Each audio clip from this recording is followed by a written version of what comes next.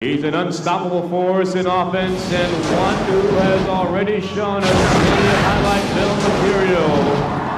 Standing 6'7", number 42, Danny Siegel. There's a double team and slide to Paras. Well, malaking problema yan dahil ang listed shot from the Shell import. Danny Siegel inside. Hindi na i-involved, kamukha nga nasabi ni Dr. Day, sila Danny Ildefonso, sila Danny Siegel.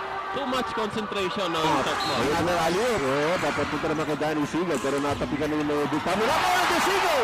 And the lead is now down to only 3. Maandar pala.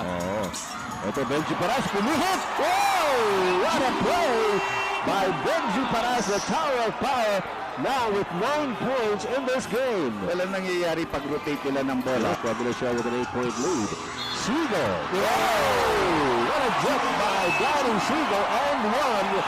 Getting the foul from Benji Paras. The score standing at 52-46 in favor of Formula Shell at meron tayong timeout. Siegel stealing the ball from John Best. Mahabol si John Best. Tuloy-tuloy si Danny Siegel against Chris Jackson. Alakas. Siegel, favorite angle. And he gets the basket.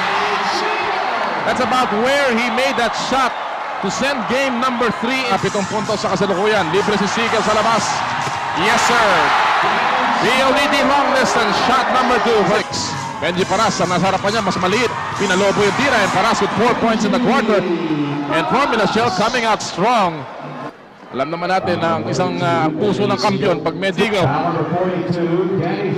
That'll send JB to the free throw line. Second foul is Siegel with 8 and 25 remaining in the San Miguel, marami.